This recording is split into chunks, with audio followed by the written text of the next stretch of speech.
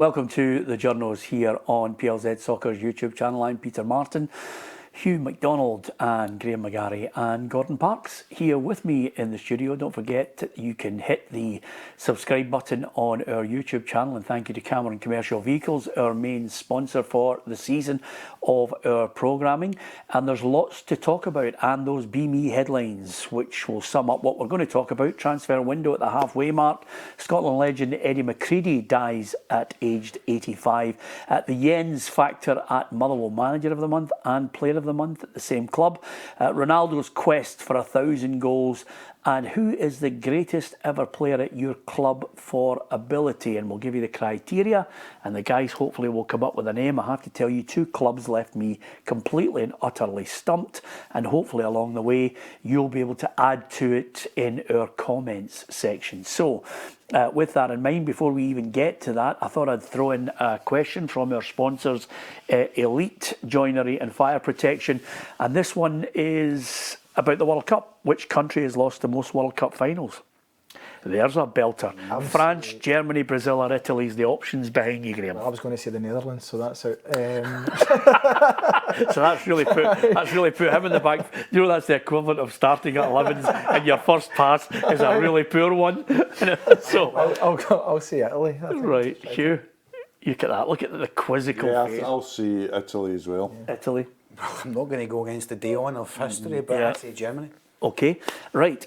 We will give you the answer at the end of the programme. Thanks to Elite for our quiz sponsorship.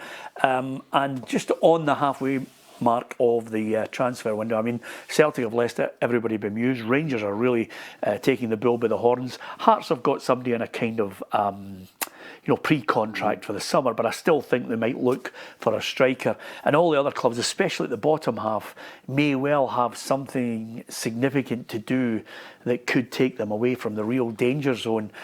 So it's an interesting transfer window. It hasn't been frenetic at the moment, Hugh. What's your overview? I think, perception is that Celtic have been left standing, because not only have they not really got, they've got the lone player in it, the fullback, Argyle, but there's been a clamour to get players in, and it's so obvious what they need.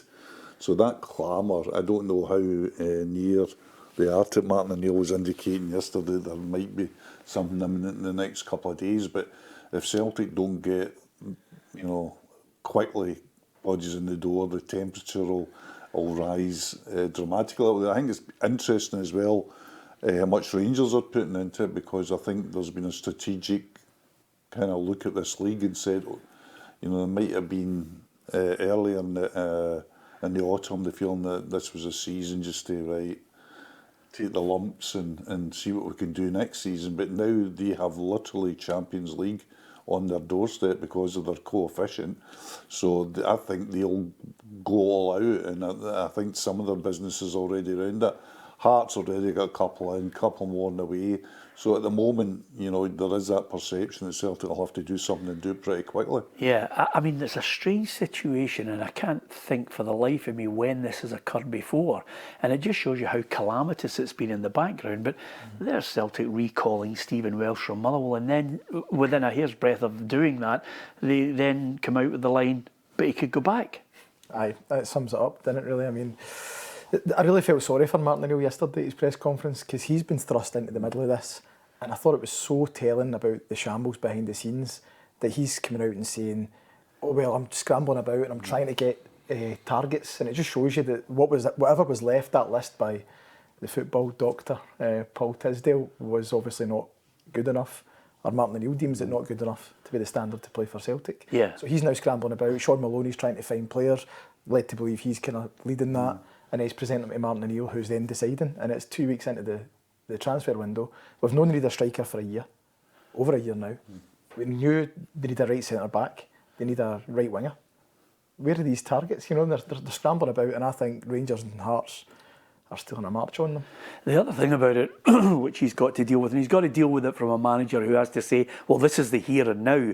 But I know that from his perspective, he's looked at the quality of the squad and he's aghast with how poor the standard is and what he's been left with to pick up. And remember, this is a guy who's had to go home for Christmas, didn't think he was coming back to Celtic, and then all of a sudden he's thrust back in and thought, well, wait a minute, I've got 6 months with this squad. I know there's only maybe 2 or 3 players that I would have rated back in 2000, and I've got to try and hit the ground running. I actually think, whereas Rangers are looking, saying the loan, for Olsen at Wolfsburg, good winger, will really add something to it, and Danny Rose getting a trick out of some players that maybe we thought weren't absolutely in the long-term plans at Rangers. But I think O'Neill has to somehow find players that are actually playing now that do not need speed. That's why I think the Callum Wilson one would be a realistic thing, because he could actually just go and start. Callum Wilson would be a perfect signing. As I saw the name, it just fits. It brings a physicality, it brings experience, brings a.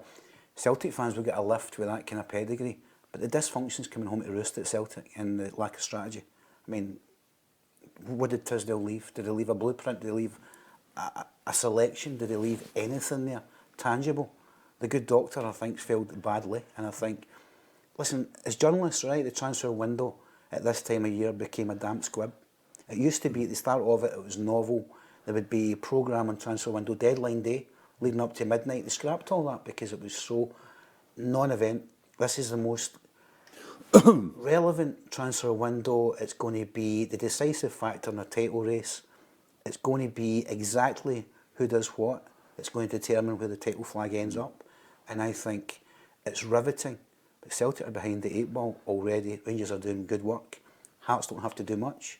Celtic are the team that have to dig out nuggets. Good luck with that.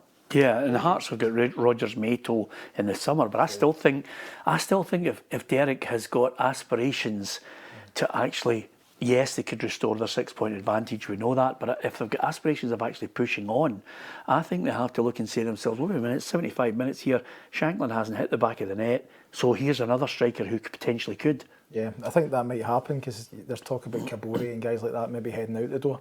But the total difference is, as Parksy says there, Hearts on day one knew they needed a right back. They had a right back in the door. They need a winger. They've got Chesnikov in the door. It's like these clubs have got a joined up operation. They're talking to each other. They're aligned in what they need, and they go and get it. And it's like the exact opposite of what Celtic are doing, who are fumbling about in the dark. And now they're going to make some desperation signings. I mean, we used to say every transfer window in January, why then we're thinking about the summer. It's going to be the exact same this time. It's literally sticking plasters that they're going for. The problem is, though, there's civil war, Hugh, and if anything, they are heightening the anger with this inactivity, with this lack of preparation, with the situation where even when Brendan Rodgers highlighted the 3 quality players he was looking for, he highlighted that after somebody in that building had brought 7 players in that weren't good enough. So now, if anything, it's exacerbated the anger. But now he's in a situation which is quite unusual for him, when he said, I am searching, Sean Maloney's searching, Mark Fotheringham's searching, we're listening to some other people who are giving us suggestions, which suggest to you it's quite unusual for a manager to have his hands on the steering wheel again, because that was Martin in the 2000s. I was on the phone and all this, and I said, goodness gracious, that's usually that in all modern strategies and ways of working now, protocols, the manager gets presented with options. In some clubs, the manager doesn't even get presented, he gets told that's suicide. You can have a bit saying it, but you're not going to have the veto. This is who we're getting in some of the big clubs. So that is like a cast back to the old days, and it's more than a sign of desperation. It shows it. I'm not trying to be Martin O'Neill deserves an immense commendation for what he's achieved in the past, but do you think he's got his finger on the pulse of what's available? Come on. Well, I don't think he will, because I think he's admitted that he hasn't watched as much football. I think one thing he's got, apart from his ability, his intelligence, he's one of the smartest guys I've ever seen in football. I think, and he's got a contacts book that's. He's the chairman of the league managers, so he'll know of players that are available. Hugh, I tell you what he does have, though.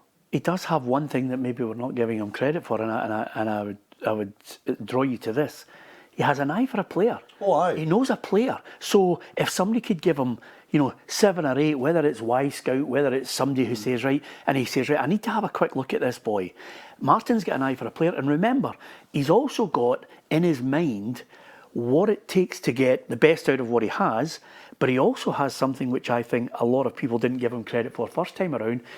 He has a system, and he said, right, how can we score goals and how can we win games, right? He was lucky that he inherited a Champions League winner. He was lucky that he inherited a world-class striker. And then he added to it. But what he did say to himself with the Celtic side that he wanted to take on teams that he'd have to punch above his weight with, he was able to say, right, I'm going to sign a big centre-half. He signed 3. Because he knew for a fact that if it was Thompson or Agat, which he got lucky with, he knew that they would supply from a free kick or a corner to 3 big guys who can head the ball into the back of the net. He was lucky that he'd also got, in the middle, he's got Petrov, he's got Lambert, he's got Lennon. He knew Lennon, he knew what he could do. And then up front he's got Larsson, and he adds Sutton, then he eventually adds Hartson. So all of a sudden, Celtic could score creatively. They could score off the back shoulder with Larsson running in behind, and they also could score from every set piece because he had towering people. I think he'll sign somebody that's got a presence. Wilson, I agree with you, fits the bill. Well, that's it. What has he inherited this time, Peter? Nothing. Nothing, Absolutely yeah. Nothing. Anytime you ask him about it, what do you think about this squad? When Wilfred Nancy was coming in, we were over in Rotterdam, and Martin O'Neill couldn't believe they'd won that game. Couldn't believe it. And then after the game, someone asked him, what are you leaving behind for the new manager? And he says, well, the captain's good, and that's pretty much as far as he went. So he's going to have to, if you're talking about the kind of players to rival that team he had before, they're never going to get to that level. No, but he could get 3 of what Brendan wanted. He could say, well, listen, I might get this guy in loan. Let's just say he got a Callum Wilson, right? And then he said, well, he's only putting Welsh in as a safety right now because he can't believe how calamitous it is at the back. Yeah. But what he's going to do is he's going to say to himself, he's obviously going to go on the phone to an agent and say, get me a strong, powerful centre-half who heads the ball away. Desperate. See what you're saying there? That's potpourri, lucky dip, throwing mud at the wall. Well, absolutely, but that's where they are. That is where they are. I think the other place where they are as well is that Martin O'Neill is highly unlikely to be the manager next season. So you're not going to go, like buying permanent, see, like having a transfer window akin to the Brendan Rodgers one when he bought in Trusty and Ida and Engels. You're not going to have that for a variety of reasons in this window. What you're going to have in this window is, I think, loan signings. Yeah, but loan signings that fit that criteria. That's a difficult thing. That's the point I make about the short-termism. They're going to be there in the summer. Let's say they do, somehow Martin performs another miracle and they make it into the Champions League or the qualifiers or whatever it is, then they're going to be starting from scratch again. Absolutely. They're not going to be prepared for that. So it's just indicative of a club that has been run not the way a modern big club should be for years. With 80 million in the bank. With 80 million in the bank. And a set of 2025 accounts that still haven't been released. So how does that swing the pendulum then? If you're talking about dysfunction and complete utter shambles, right? Clearly they're not in a strong position. This is going to be decisive. Whoever recruits better will put themselves in that position for title favourites. Well, I know Aberdeen are not any great shakes, Graham, but Rangers look a more confident side now. There's less of any kind of stories emerging in the background. Yeah. Players like Asgard, who I thought, what does he do?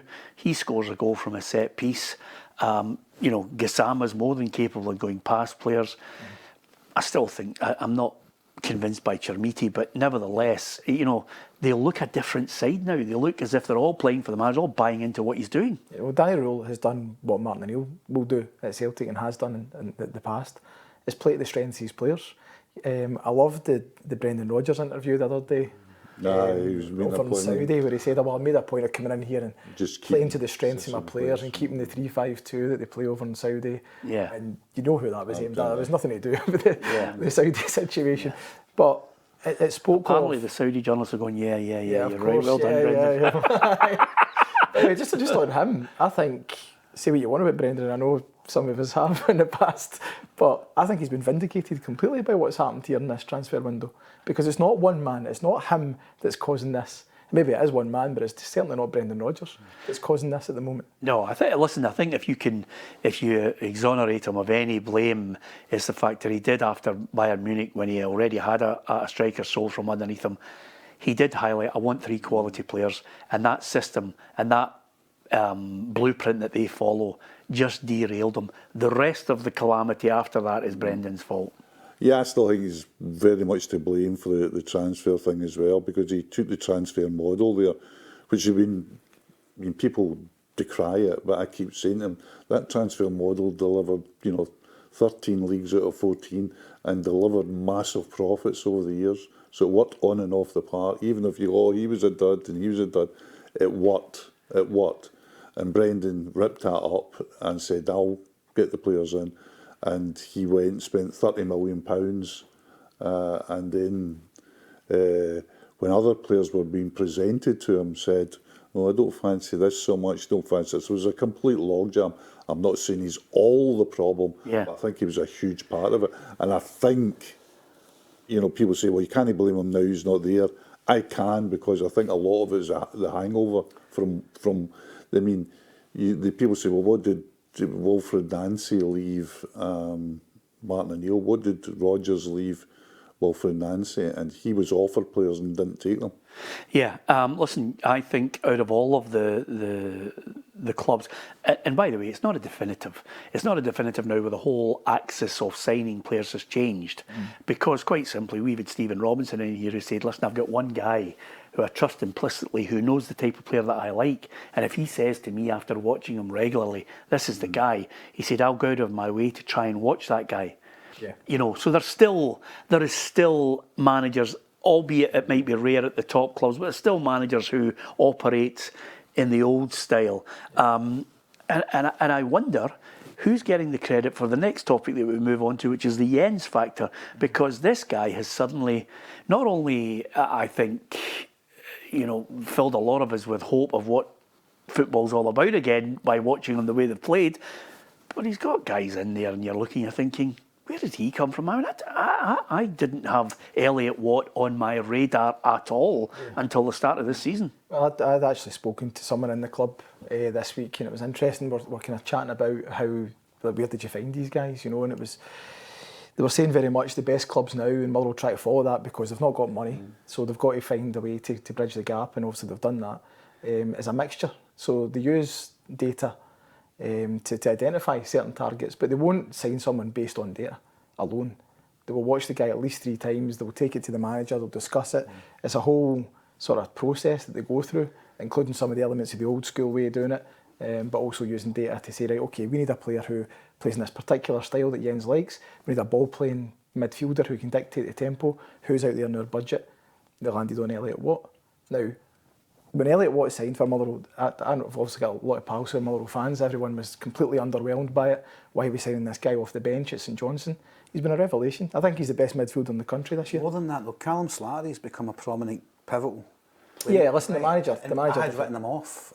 So you've got management there, you've got a guy that's cajoling. Yeah, 100%. But the way that they get the players for him, to then, he deserves huge credit for the way he's worked with them, absolutely. But I think the way that they identify players is probably light years ahead of even the bigger clubs like Celtic that we're talking about. I still think there's a mixture of old school, Hugh, that needs to be there. I look at Motherwell, and I had a look at their formation, and by the way, it deviates every now and then with if Watt was out, like Oscar Priestman came in and played that role against Hibs. But Ward, earlier on in the season, Stephen O'Donnell was told basically you're not going to start, and I think he was a wee bit miffed. And I can remember actually, I like Stephen. I remember looking at him saying, "Listen, things change. People get injured. Eventually, if you just keep playing the way you do, you'll get a starting lineup." Because I think he's better than Katrimbis. I think Stephen O'Donnell is an underrated guy in that system, and every time I've watched him I thought he's played well. So you've got O'Donnell, McGinn, he's just signed a new deal, you had Welsh and Longello, and then you've got Watt, and then just Fadinger, Sparrow or Slattery, Said and Mazonisi. What's the first thing that stands out about that? It's the smallest centre half pairing in the league, least physical. I can't think of one that's more brittle, but absolutely, the clean sheet ratios. Well, I'll tell you this, Astonishing. Motherwell played Celtic a few weeks ago and they did 4 right backs across the back 4. The centre halves were Paul McGinn and Stephen O'Donnell. They've been sensational. Yeah. You know, these guys who, with the greatest respect to Stephen, who I think we all like, as a guy, at the end of last season I thought he was done. I thought we'd offered him a deal, I think, and then I thought, why are we doing that? Because he didn't look as if he still had it in him. He wasn't moving properly. But it shows you how much, if you're in a system that doesn't suit you and you're playing for a manager, maybe you don't, you know, he doesn't get the best out of you, then you can be made to look a bit silly at times, you know. But I think Jens has played him in a centre half, which I would never have thought Stephen O'Donnell's a centre half. And he's been great because he can play. You know, he's got great passing range, and it's what Jens is asking him to do. He's not asking him to go and wrestle with big strikers. He's asking him to get on the ball and dictate the game. Graham, you've nailed it. Instruction. And this is the key to it, Hugh, is because he's turned around and he said to him, now, last year he had the propensity to start shelling 40-yard diagonals. He's actually turned around and said to him, listen, see when you're in that right back row, look into the middle, sometimes play a 10 yards, but these guys are happy to come and show for you in the middle of the park and he can drive it into them. So his instruction has changed. And with the great joy of football is that he shells a 40-yard pass and it leads to the opener against Celtic. Yeah. You know, because there's that, he's allowed to have that variety. And that is my. I love the great thing about being old is going to games, not doing match reports, and going to games and just watching how teams set up and play, and not having to scribble who passed the ball. You know, just watch a game. It's a joy. Just make Parksy and Graham feel really rotten about It's a joy because you've spent so long, you know, really focus on the little things that you can just relax. And the way Motherwell set up and play, now you saw early on in the season they were getting a lot of draws and all that, but they were always, you could say, that's a coached team. That team's coached, and the guys telling them what he wants, what they want, and it seems so simple to say that. But there was patterns, there was repetitive patterns, there was way they were getting out of exit strategies, getting out of defence. You said, oh my goodness. I mean, it's no great revelation, but Askew, and he won't be because he won't win the league, but Askew's probably in many ways a contender for Manager of the Year. But whoever wins the league will get it, I think. Yeah. And I don't think Motherwell will win the league. If I was looking at I know it'll be a topic for another day. If I was looking for a Manager of the Year right now, I would say Rule is right in the mix because of the calamity that he inherited from Russell Martin. And then there's 4 maybe you could name, I think. McInnes, Rule, Jens, Bertolaescu and John McGlynn. Yeah. I think that's the 4. It really is a tough one to pick, isn't it? By the way, if Anil wins the league. And Anil, you guy have absolutely, Hugh. 100%. And by the way, the Manager of the Year this year will be just throwing mud at a wall because quite simply you couldn't pick one, because I think McInnes will win every award you could ever think of, might even get BBC Sports Personality of the Year if Hearts win the league. It's unheard of. You know what's extraordinary? The fact you're actually putting him in the mix. The fact that he's a genuine and incredible contender for that. If you told me 2 months ago that was possible, I wouldn't have believed you. If you told me 2 months ago that Derek McInnes wouldn't be already picking up the award, I wouldn't have believed you. And you've now got Motherwell in the mix. It's astonishing. Yeah. We're going to look, even more stupid than usual this year, perhaps, because you obviously have to vote before the end of the league. Yes. So, how do you... it could go to the wire. It's got the feeling of going to the wire as well, There's a touch of the isn't Falkirks about Motherwell. There's a lot of players there that are last chance saloon, broken, try to reinvigorate themselves, and a manager that's able to go and integrate them and get them trusting in what he wants. There's a John McGlynn element. Falkirk are that team. Yeah. Well, I don't. I felt. I like. I don't know about you. I like Jens Bertolaescu because I think he's got a nice bit of dry wit about him. Yeah. And what he's done with that team is fantastic. I didn't even know the boy Fadinger as well, and he just fits in with just as a left peg on him that you're thinking this guy came from the 2nd division. Fadinger's an interesting one. He was brought in as a signing for Wimmer last season as an attacking midfielder. And Jens Bertolaescu's come in there and went, no, you're playing beside Watt, and he's sitting deep, and he's dictating the game. He's been brilliant. And just as you say, I think Maswini's getting a lot of headlines, and actually I think Celtic should... Why are Celtic not just going and signing him? He's a right winger who scored 10 goals. He's the top scorer in the league along with Shankland. Yeah. It's a no-brainer for £2 million. They would spend £5 million on a guy like Balikwisha, but they won't go in. Anyway, different point. Yeah. Elijah Just, for me, I think he's been the signing of the season. I think he's, honestly, I don't think I've seen a better technical player at Motherwell since Faddy or Davy Cooper. Yeah. I'm not saying he's on their level, manager but I'm saying to the fore, right? And there's a lot of players that go into dressing rooms and the chemistry's wrong. He goes and tells them what you're good at, go and express yourself. Yeah.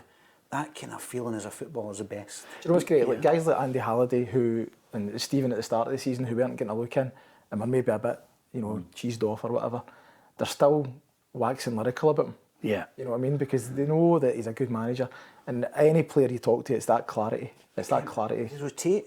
They made 6 changes for a recent game. How do you rotate so often and keep the chemistry good? Well, that's it. By definition, players hate that. Yeah, Chris Sutton made a point on the telly and he says Motherwell won't win the league. And listen, I don't think Motherwell will win the league, but the fact that we're still even talking about that as a possibility, That's what I'm saying. it's incredible, right? They're coming out with Motherwell won't win the Exactly. league. It's in January. A hot take. Exactly. I'm going to put my neck in the line here and say Motherwell won't win the league. But he said Motherwell don't have the depth. They won't win it because their players aren't as good. But they do have depth. They made 15 changes over the festive season. There was 6 games, and Bertolaski made 15 changes over those 6 games. He lost 2 goals and didn't lose a game. See, that for me is extraordinary. That is the start of the season, right? That is the thing for them. Tam McManus has got Hibs in the mix. Did you see that? Yeah, I read that. Yeah. I was at the game on Saturday, Hibs Motherwell, and Hibs were good. Hibs were good, and they probably handled Motherwell as well as I've seen anyone handle them. They weren't football good. No, they were physical and they were fast. Yeah, because I was sitting in the stand looking at them thinking, Motherwell should be 2 or 3 goals up here. I just thought they played them off the park at times. I thought first half hour, Hibs came right out of the traps. Yeah. And physically dominated Motherwell. But once Motherwell got a grip of it, they played round about them. But I don't think you can write Hibs off. I think they're only 2 points behind Motherwell. No, exactly. And I said to David Gray, I says, do you feel, in the press conference, I said, do you feel as if you're maybe not getting the credit you deserve because everybody's waxing lyrical about Motherwell, yet you're 2 points behind them. Yeah. And he didn't bite, but they do deserve credit because I think they've got more to offer from the bench than maybe Motherwell can call on, but it doesn't suggest that when you make 15, as you said, those changes over the festive period. But the boy you're talking about, Eli Just, he's played 2 passes, Hugh, in 2 games that's managed to take out about 4 players, and Maswanisi's great because he plays off the shoulder. Yeah. And if he's running onto the ball, you say, oh, that's a goal. But Just always manages to find that slide rule ball straight, there's a novelty, straight through, slices through a team, and Maswanisi runs onto it. Oh yeah, I mean, the game against Celtic, I'm not wanting to underrate Motherwell. I'm actually praising the way they were set up and they performed. But if they had a striker in that game of English Championship standard, they'd have won 4.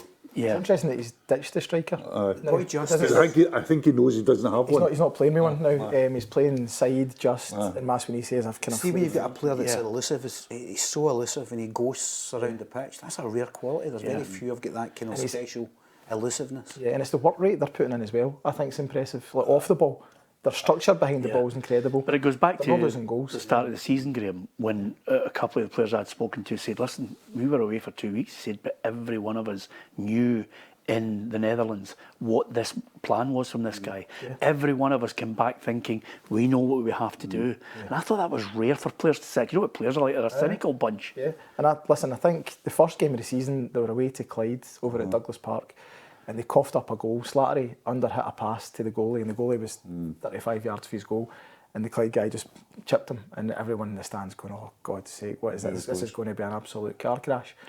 But they stuck with it, and you saw the players believed in it, and the fans have had to be re-educated a wee bit. Like the first couple of games, the intakes of breaths and heart attacks, and the goalie was dropping a couple in. He's come on leaps and bounds, Callum Ward, unbelievable from where he was at the start of the season. And the away support at Easter Road, massive. It was unbelievable. And everyone is on the Jens bus. They let them. There was a pass they played against Celtic. Paul McGinn played it right across his own 6-yarder. The goalie wasn't even in the goals, and Maeda's 3 yards away. And at the start of the season, everyone would have been saying, "Oh my God!" But no one even batted an eyelid. So, Graham, but he's earned it. He's earned that trust. Get their data. They're Jamestown, and I know for a fact at the top there's a mark that basically says, and Derek McInnes will confirm this, probably off the record, do not sign Beebs, right? Motherwell's got a dressing room full of good guys. Yeah. Paul McGinn typifies that. 100%. Go through them all, Steve McDonald. There's no coincidence behind the success. It generates the momentum and also the trust and the buying into it. Good people, a good dressing room. So data can only go so far. Just don't sign beeps. Right? That's the original point, and it's got to be a mixture of that modern approach of using data to get that edge and those marginal gains where you can, but also the old school thing of, what was it, we used to say, looking at a guy in the eye, you know. That was a great thing. I mean, Liverpool, who were ahead of the curve in most of this, with the Fenway Group, who of course bought into Moneyball and baseball. Their meetings, their recruitment meetings, had various boxes that had to be ticked. You know, age, potential, data certainly, but there was a big one which was character. You know, and the character thing played hugely into it. I remember when we were signing Sani for Southampton, on character they were told, don't sign him. He's not good news in the dressing room. He's blah blah blah. And Klopp actually said, I don't care. I'm going to sign Sadio because I think he'll do it. And he did, and he was brilliant. But at the end, you saw a little bit of what had warned them off him, and they got rid for a lot of money. But there's still the human factor that you need in this. I always say, Kenny Dalglish, and everybody would talk about his coaching ability. So he'd Harvard at Blackburn, Ray Harford did the coaching at Blackburn, and Stevie Clark and others did it at Liverpool. But what Dalglish could do was sign a player. If you look at the player, everybody says, it's easy to sign Alan Shearer, but to sign Alan Shearer, win a league with him, and then sell him on for 15 million. To sign Graham Lasso for 600,000, sell him on for 3 million. Sutton, sell him on. Yeah. I mean, Tim Sherwood. And then at Liverpool, he signed the most non-Liverpool player ever, John Barnes. Not a Liverpool player. Yeah. I think he becomes one of the greatest Liverpool players ever. Yeah, absolutely. He didn't have too many duds, Kenny. Andy Carroll was probably one that sticks in my mind. But the rest of them... Who was a big striker they signed for Southampton? Ricky Lambert. Ricky Lambert was a bit of a stink bomb. Yeah, but I think, see the thing about signings, I think we forget, the stats say that half of signings will fail for a variety of reasons. Injury, players not fitting into the system, players lack of form, buying the wrong guy in it. So if you get 50%, which is quite a low bar, if you get 50% right, you're doing well. How difficult is it now? You get a matter of days now. And now it's Christmas Eve and the garage is open. It is, but it's not. It's going to shut soon, and it's going to be pivotal in where this flag ends up, where the Champions League money ends up. Yeah, this is critical days. That's why I think Hearts and Rangers are I'd probably say joint favourites to win the league. I've got Hearts ahead just slightly at the minute, but because they were prepared for it, you know. Do you believe in your heart of heart that Hearts will win it? I think they can. Aye. Can. Who's your money on if your life depended on it? Right now, Hearts. I think Hearts will win the league. The Rangers have done so well, right? Danny Rule, as we said, has come in and he realises he's got a limited squad. He's made them solid, hard to beat, and then letting the guys who do have a wee bit of talent, giving them a platform. But it only carries you so far. I think a lot will depend on their signings, and I think if Hearts can keep up that gap, I don't think Rangers are going to be reliable enough. Yeah, remember, to make Graham, up the 6 points. 25th of January at Tynecastle. If Hearts beat Celtic, they're 9 points clear of them. Exactly. Yeah. That's a big ask, isn't it? I also think is it a collapse? I also think Dens Park at the weekend there was a I thought that was a great 3 massive points. test to them. Because they didn't deserve 3 points. No, but they dug in and they got it. And they got a world-class save at the end of it. Yeah. I mean, interesting stuff. The other great thing about having such a wide scope of age on the programme, the Journos, is we get a chance to pay tribute. And before I talk about Eddie McCreadie, I think the one thing that we do miss out sometimes, only due to the fact that social media, you know, a lot of the platforms full of complete and utter nonsense, where people forget that football actually in the 70s and 80s was top drawer. You know, but Gary Lineker said something on his podcast in an interview as well, which stuck in my mind, which is where Maradona is elevated to godlike status for me as well in the pantheon of greatest ever players.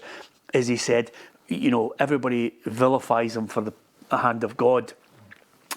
He said, but the ultimate goal, for me, the greatest ever World Cup goal that he scored when he goes past 5 or 6 England players, he said that the reason why that was so remarkable, he says Mexico had put together stadia with grass laid down and it hadn't properly knitted. He said, so in that game, when you were playing on the park, the grass was giving way and it was coming up in clumps, he said, and he was walking on it as if he was walking on water.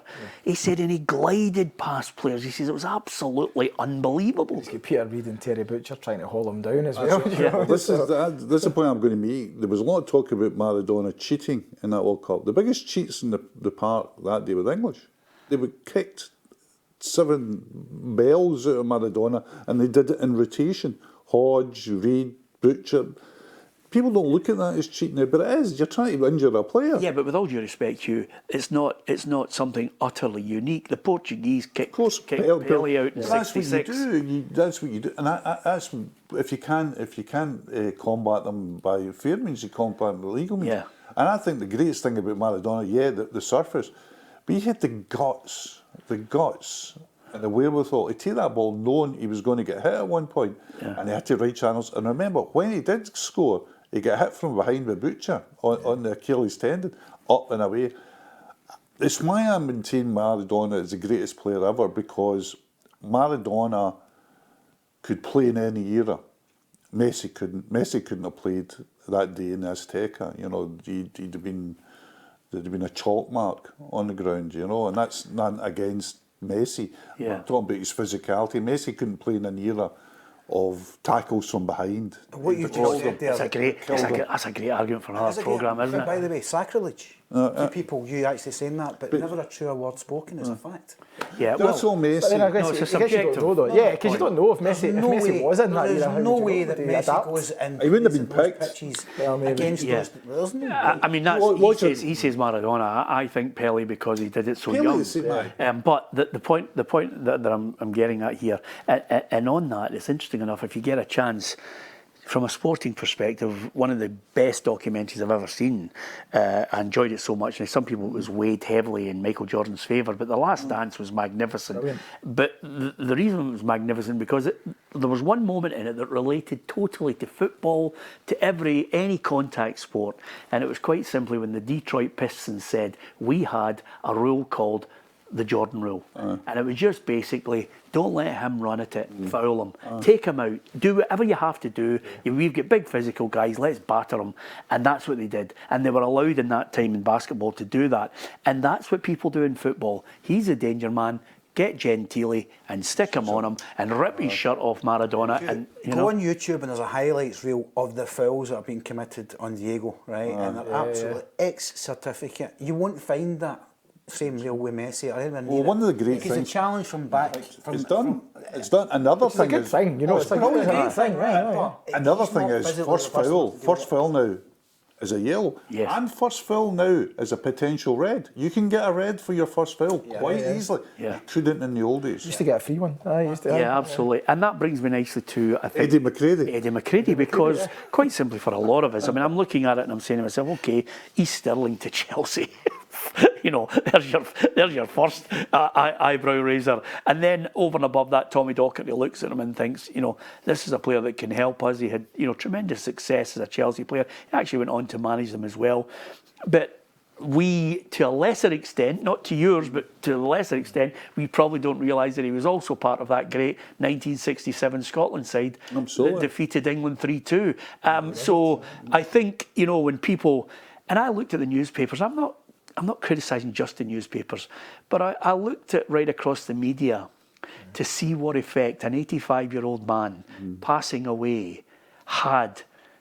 He wasn't back page. He was lucky. He would be lucky if somebody had, you know, 3 paragraphs of him, 9 pages in. in a sports section. Interestingly, and he the Guardian deserved did a more. big bit, and that's an English-based Well, we paper. I must say for the Mail, they had him on the back as a puff, and they had 1,200 words from me inside. Yes, well, which is great credit then to you. I stand corrected because I was looking through as many as I could, and I'm thinking, Eddie McCreadie.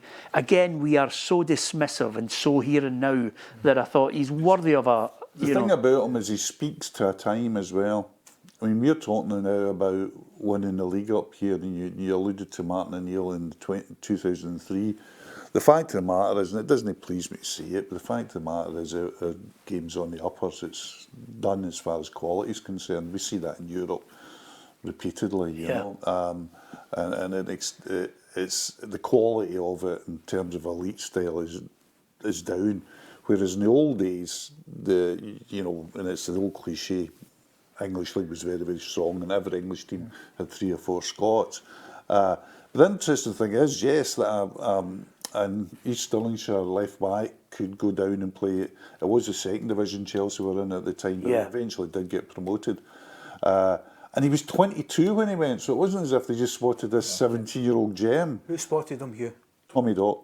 He actually saw him play? Tommy Dock came up to watch another player and was watching, I think the guy's name was Gourley, but I can't remember. He came up to watch another player and went, oh, that's the guy I'm going to say, and signed him directly after the game. It's a novelty. How often does that happen? If it happens at all. And again, he got 23 caps for Scotland. Now, no disrespect, I'm just talking about levels, right? And I'm not. This is not a condemnation of Stephen O'Donnell. Stephen O'Donnell's got 26 caps. I'll look at it, and I don't know if I can get it up in double quick time for you. Well, you've got to find out that. I mean, people had this argument the other day there when I think it was when Dixie Deans died. You know, how so few caps for Scotland? Well, you said, well, he was up against Kenny Dalglish, Joe Harper, Joe Jordan, McAvenny, whatever. I mean, the list goes on. Yeah, I'm no disrespect as well. Also, there wasn't as many games, wasn't there? Yeah. No, Graham, how many caps has Anthony Ralston got? Who? 28, I'd say. It's called the Campbell money syndrome, isn't it? Campbell was. Remember the big subsuits you used to wear? Yeah. You get to keep his because he was in so many Scotland squads. Scotland were so overloaded with quality keepers. Many caps as Anthony Ralston, and I'm not having a go at Anthony Ralston. I'm just saying. I'm going to go 34.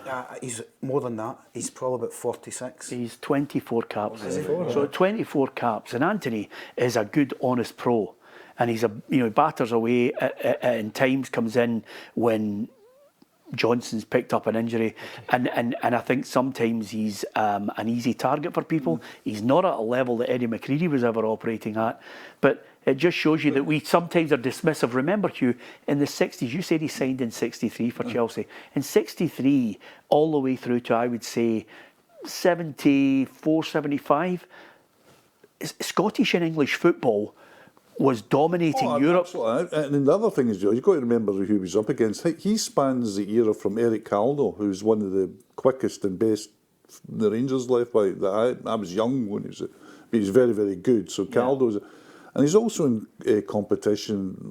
He played in '67 with Tommy Gemmell, who was perhaps the best left back in the world.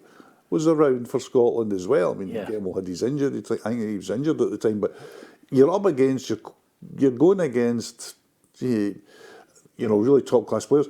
I mean, one of the great ones is that you're talking to people much younger than myself, which is a large constituency, and they'll say, well, how did John McGovern not get any caps for Scotland? They won the European Cup twice. I've asked him, do you know his answer?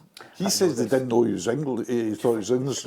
Yeah, I remember actually sitting with him. The fact that nobody made even inquiries is because you had Souness, Hartford, Gemmell, Masson. Yeah, Andy Gray. Only 3 people have ever done this in the history of English football. Won the Young Player of the Year and Player of the Year in the same season. The 3 players that have done it are Andy Gray, Ronaldo, and I was going to say Christian Bale. Michael Owen? No, Bale, Gareth Bale. Gareth Bale, That's the 3 that have done it. Wow. And Andy Gray did that and didn't get into a Scotland squad for a World Cup. Yeah, it's incredible, isn't it? That's the date. I was going to say he's a younger. Aye. It's all relative, but well, I mean, it's like, you see, when I look back on that, you hear about all these heroes and these squads that people couldn't get in. I remember it was Graham Sharp once I was talking to, and he was saying like, I mean, the competition was just ridiculous. You had Maurice Johnson and guys like McCoist and all these guys. Yeah. Then I thought, well, how do you not think that these eras they completely underachieved as a team? I don't, and I'll tell you why.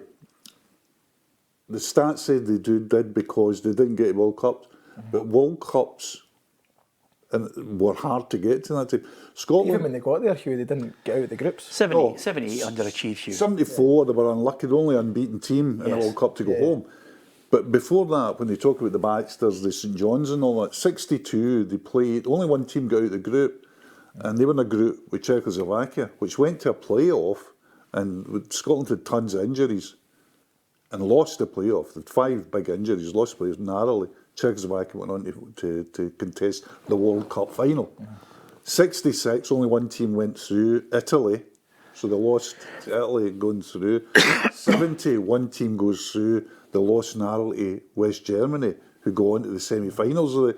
So it wasn't as huge. I mean, nowadays you roll a 66 and you get into the World Cup. It's You're a talking good about point. 16 teams in a World Cup by then. You're talking about 48 now. That's what I say, you can't compare now to then. But I think 78 was probably a disappointment because we should have beaten Iran.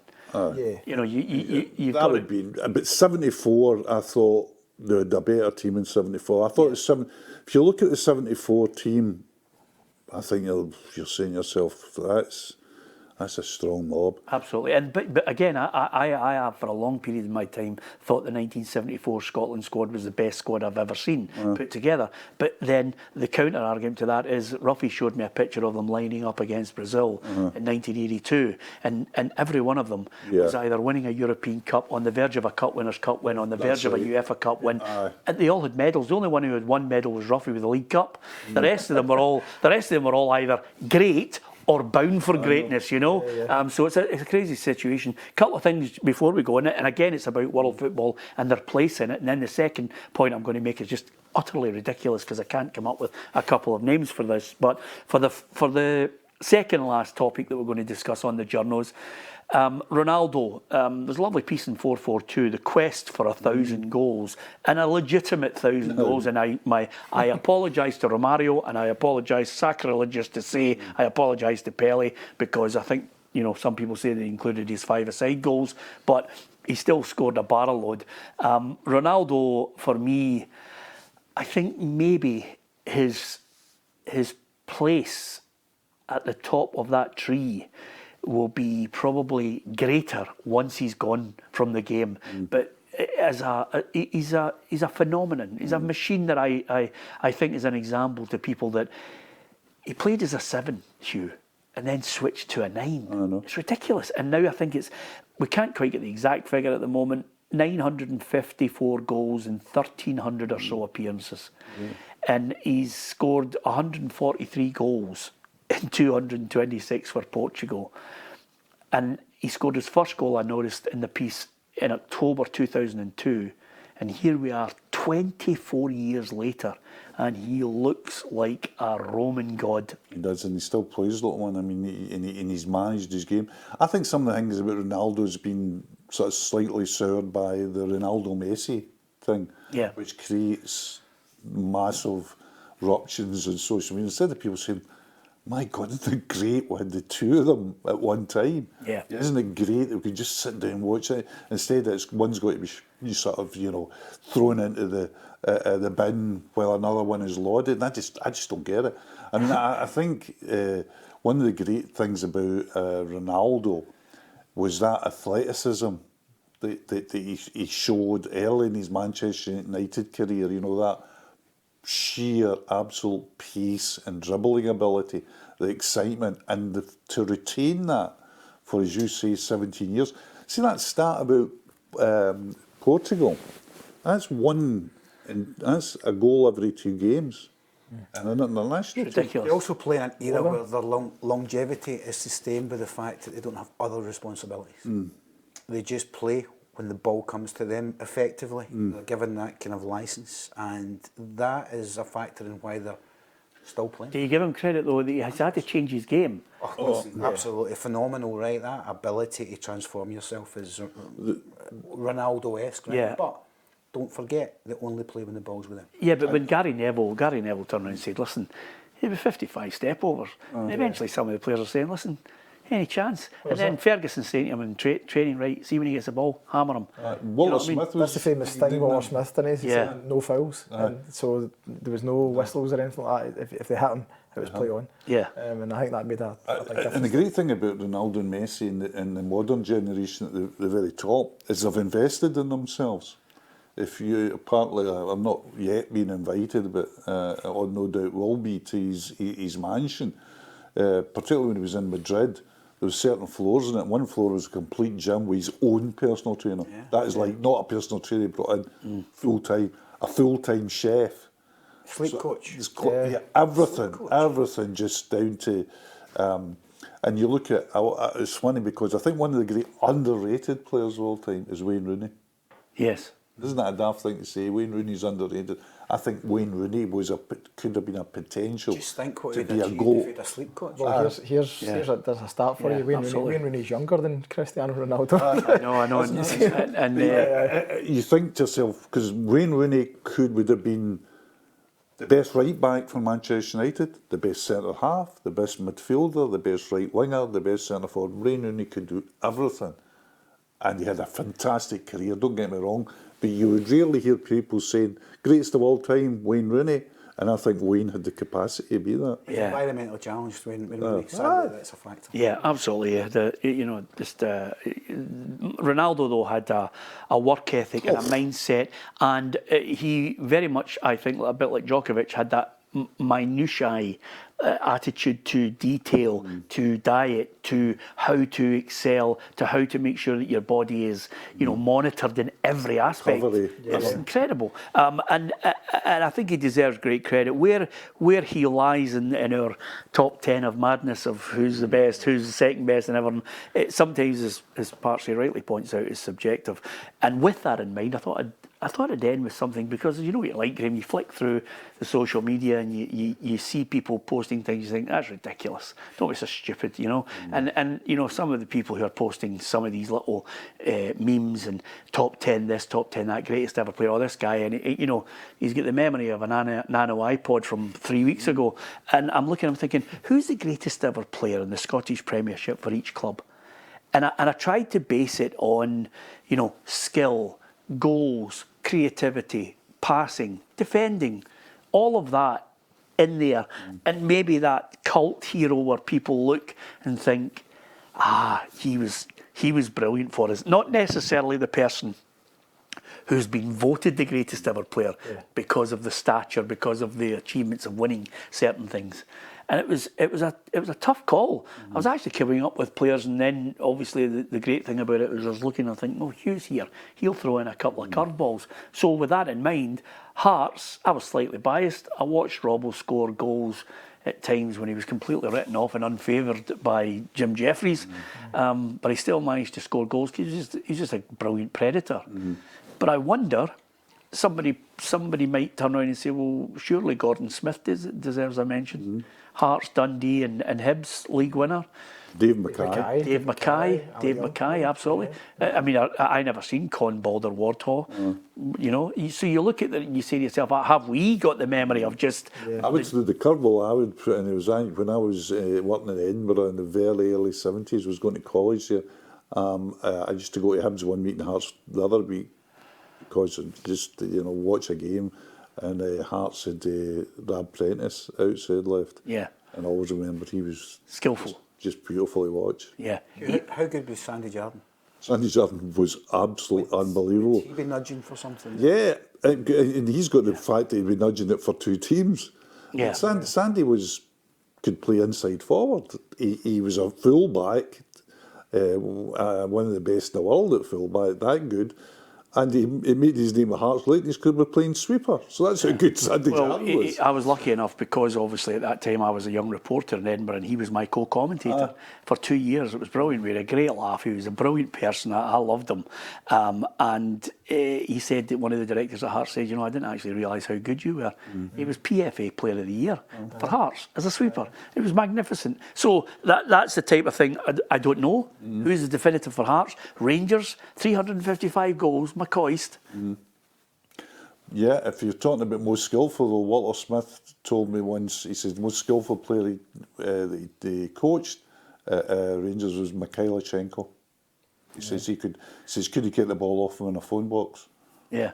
So there's somebody out of left field, and of course, you know, you look and you say, well, somebody's going to shout at the television, go Gascoigne, Laudrup. Yeah, fantastic. Laudrup had good skill, but he also had tremendous pace to run away from people. I can still see Brian O'Neill's backside. He's beautiful, he was. Yeah. And a lovely man as well. Aberdeen. I've said Willie Miller because he had the ability to defend, he had the ability to referee, he could play, you know, and he could read the game. He wasn't probably, some people say, not the quickest, but a right good player. You know, you had him on your side. You were, you know, you thought we've got a right chance of making sure we're not going to lose goals. And then you come up with a belter. I'm just here for the So much for a belter, I've never heard of him. Yes. The guy I thought was the best I've seen playing in Aberdeen shirt is Zoltan Varga. Yeah. He's the best I've seen in Aberdeen. And see, when I saw a write up on Zoltan Varga, when I read the name, I thought to myself, it sounds like something out of Flash Gordon. But you know, people talk about his skill; it was outrageous. For Celtic, people who can only go back maybe 20 odd years will say it's Larsson, but for me, Jimmy Johnson was just on another planet. I wonder sometimes why people in down south do not mention Best and Johnston in the same breath. Yeah. He was that good. He was just unbelievable. I saw him at the tail end of his career, but he was a joy. You couldn't believe what you were seeing. The fact that Real Madrid were waxing lyrical about him after that testimonial game. It's difficult for us to gauge. It's very hard. We've not seen it. Well, I think Johnson was incredible. Johnson was unplayable at top level. And if you talk about Scotland underperforming, and that, Johnson went to the World Cup in 1974 and didn't get a game. Yeah, that's how good. I'll tell you a good thing. I did read it on I was reading the Leeds United their social media, and one of them says, you know, it's just a complete distortion of the facts, saying Celtic beat Leeds, you know, and hammered them. He says Leeds had major injuries. This was a Leeds United perspective on it, you know, and over the two games, you know, we lost to an early George Connolly goal, and then at Hampden, you know, Billy Bremner scores a worldie and everything. And I thought to myself, wow, this guy's completely forgot that Jimmy Johnson actually had to get Terry Cooper a ticket to get back into the game. Twisted blood. Yeah. You know, I mean, he was just turning inside out. So Johnson, for me, is the most skillful Celtic player I've seen. Celtics used to train at Crown Point, the young boys, when I get invited in to train with them. I remember going into Crown Point. And Crown Point was like cement, the AstroTurf, and Jimmy Johnson took it. Jimmy Johnson played in the end of a week in a bounce game. Kept the ball. Yeah. Couldn't get the ball off him. Hibs, Sosie, Stanton. John Brownlee. John Brownlee. Wow, I never saw that coming out of left field. Wow. Well, because I know. Yeah. Great. Because there's not really any great criteria to yours, Parsley. Dundee United, Sturrock, for me, nobody will beat him. Nah, I'm the same. In an era where you were allowed to kick the hell out of a player from behind, Sturrock was a genius. He was the nearest thing to Dalglish in terms of... Brand? In terms of skill? How many caps did Luggy get? That's a question. Yeah. The other thing, Neary would be, Big Sash, Big David Neary would be. That was his nickname, by the way. Not his extracurricular activities. Graham, Motherwell, David Cooper. Cooper for me, but it's certainly in my lifetime anyway. Incredible. Yeah. I say this, I love Doug Yarnett, but I think he's more... We scored. Kind of cult hero type, you know, because the hammer of the old firm, they called him, because he always used to score against Rangers and Celtic. His record against everybody else wasn't actually quite as good, but he was absolutely a brilliant player, an early hero of mine. But when I say this all the time, when I first went to Fir Park, it was Cooper in one wing, Bobby Russell in the other.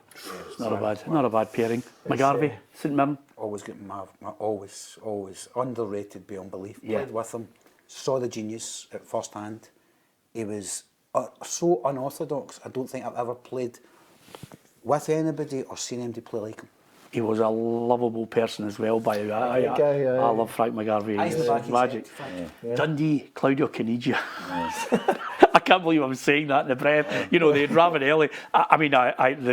The passing of Fabian Caballero was... He was a great player as well. He was a great player. Ravanelli's one of my great memories in football, where I was down at Manchester United. He used to send us down to United Champions League games and see who you could get in the mix zone or the hospitality. And I walked up to get my buffet and I turned to this gentleman and said, this is a long way from Dens Park, isn't it? And Ravanelli turned around and said, yes, it is.